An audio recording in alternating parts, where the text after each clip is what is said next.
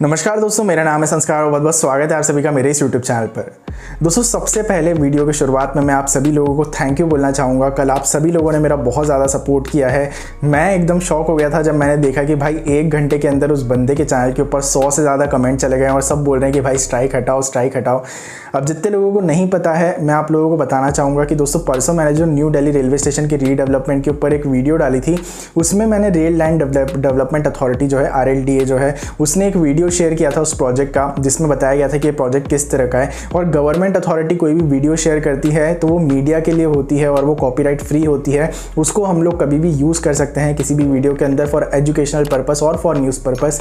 तो मैंने उस वीडियो को अपनी वीडियो के अंदर यूज़ किया था, लेकिन एक बंदा जो है उसने मेरी वीडियो के ऊपर स्ट्राइक मार दिया और स्ट्राइक मारने के बाद में वो वीडियो जो है वो यूट्यूब से रिमूव हो गया। अभी भी आप लोग जाके देखेंगे तो परसों वाला वीडियो आप लोगों को मेरे चैनल के ऊपर नहीं दिखेगा। तो फिर उसके बाद में मैं गया, मैंने चेक किया सारी चीज़ें कि भाई क्या दिक्कत है, कैसा है, क्या है।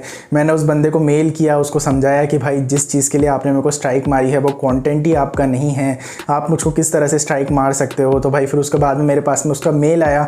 उसने मुझको कहा कि भाई मैं एक 3D विजुअलाइज़र हूँ, 3D डिज़ाइनर हूँ और मेरी जो कंपनी है उसने ही ये वीडियो बना के रेल लाइन डेवलपमेंट अथॉरिटी को दी है। तो मेरा कहना ये है भाई कि आपकी जो कंपनी है उस कंपनी ने वीडियो बना के रेल लाइन डेवलपमेंट अथॉरिटी को अगर है तो अब जितना भी यहाँ पर राइट है उस वीडियो का वो आ चुका है रेल लाइन डेवलपमेंट अथॉरिटी के पास में। आपके पास में जब उस वीडियो का कोई राइट ही नहीं है तो आप मुझको किस हक से स्ट्राइक मार रहे हो, ये सारी चीज़ें मुझको समझ ही नहीं आई। उस बंदे को ज़्यादा नॉलेज नहीं था कॉपीराइट वगैरह का और उसने मुझको कॉपीराइट स्ट्राइक मार दी।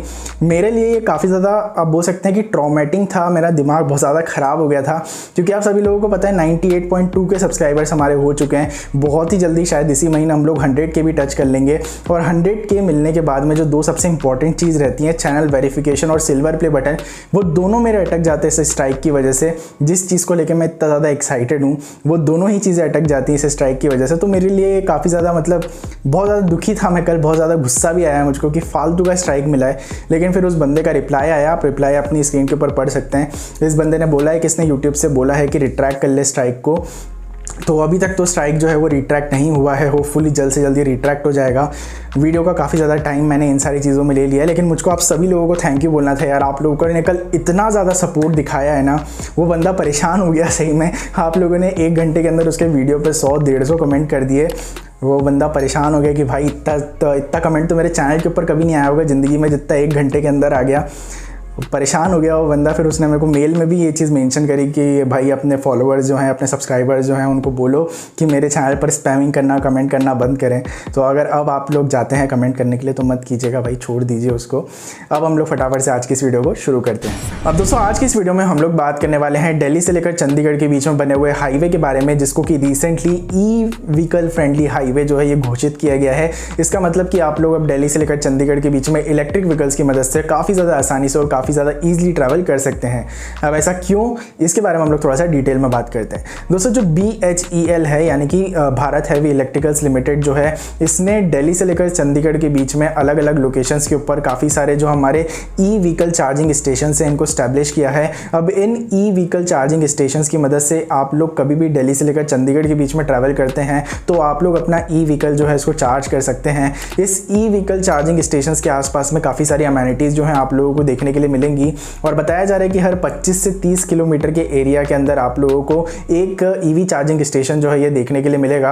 जैसे कि आप लोगों को हर कुछ दूर में एक पेट्रोल पंप देखने के लिए मिलता है, कुछ उसी तरह से अब आप लोगों को ये जो ईवी चार्जिंग स्टेशन हैं वो देखने के लिए मिलने वाले हैं। अब स्पेशल बात दोस्तों यहाँ पर ये है कि ये जितने भी पावर चार्जिंग स्टेशन रहेंगे इलेक्ट्रिक व्हीकल्स के, इन सभी में जो भी पावर आएगा ये सोलर की मदद से आएगा। इसका मतलब कि यहाँ पर रूफटॉप जो रहता है इसके ऊपर काफ़ी सारे सोलर पैनल्स जो हैं ये इंस्टॉल किए गए हैं और इन सोलर पैनल्स की मदद से जो पावर है इसको जनरेट किया जाएगा और ये जाएगा हमारे चार्जर के अंदर और फिर इस चार्जर से हमारी जो इलेक्ट्रिक व्हीकल्स है इनको चार्ज किया जाएगा।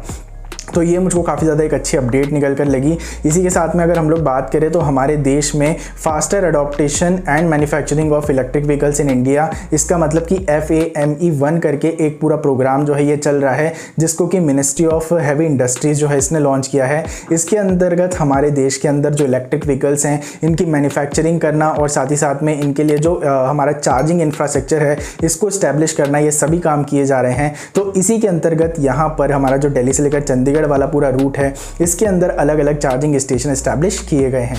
अब दोस्तों दिल्ली से लेकर चंडीगढ़ के बीच में एक करना लेक रिजॉर्ट करके जगह है, जो कि स्ट्रेटेजिकली देखा जाए तो दिल्ली से लेकर चंडीगढ़ के एकदम मिड पॉइंट पर आता है। यहाँ पर अभी एक बहुत बड़ा चार्जिंग स्टेशन जो है इसको ओपन किया गया है BHEL के द्वारा। अब यहाँ पर से अगर आप लोग पास करते हैं तो आप लोगों को यहाँ पर काफ़ी सारी फैसिलिटीज़ जो है वो भी देखने के लिए मिल जाएंगी, क्योंकि आप लोगों को पता है कि EVs को चार्ज होने में थोड़ा ज़्यादा टाइम लगता है, 1 से 1.5 घंटे का। ऐसा नहीं है कि हम लोग पेट्रोल भरवाए और निकल गए, तो 1 से 1.5 घंटे का टाइम आप लोग क्या करेंगे, तो इसके लिए टाइम पास के लिए आसपास थोड़ी फैसिलिटीज़ बनाई गई हैं रिफ्रेशमेंट वगैरह के लिए।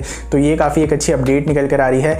अभी आप लोगों को पूरी तरह से ये जो मैं बोल रहा हूँ ना 25 से 30 किलोमीटर में आप लोगों को एक EV चार्जिंग स्टेशन देखने के लिए मिलेगा। ये अभी नहीं है, लेकिन आप लोगों को कुछ टाइम में ये सारी चीज़ें भी देखने के लिए मिल जाएंगी। तो BHEL जो है ये काफ़ी अच्छा काम कर रही है। उम्मीद हम लोग यही करेंगे यार कि हमारे देश के जो अलग अलग बड़े बड़े हाईवेज हैं, एक्सप्रेसवेज जो आ रहे हैं नए वाले, एटलीस्ट वहाँ पर हम लोग को ये जो EV चार्जिंग स्टेशन हैं वो देखने के लिए मिले। क्योंकि या तो आप लोग एक चीज़ ये भी कर सकते हैं कि हमारे देश में जितने भी पेट्रोल पंप्स हैं उन पर ही एक EV चार्जिंग या फिर 2 EV चार्जिंग स्टेशन जो इनको स्टैब्लिश कर दें, तो ये भी काफ़ी ज़्यादा एक अच्छी चीज़ रहेगी। इन सभी चीज़ों के बारे में आप लोगों का क्या सोचना है, आप लोग अपने जो व्यूज़ हैं उनको नीचे कमेंट बॉक्स में ज़रूर से शेयर कीजिएगा। आज की इस वीडियो में बस इतना ही था। ये वीडियो अगर आप लोगों को पसंद आई हो तो ज़रूर से लाइक कीजिएगा, शेयर कीजिएगा दोस्तों के साथ में। एक बार फिर से आप सभी लोगों का बहुत बहुत धन्यवाद।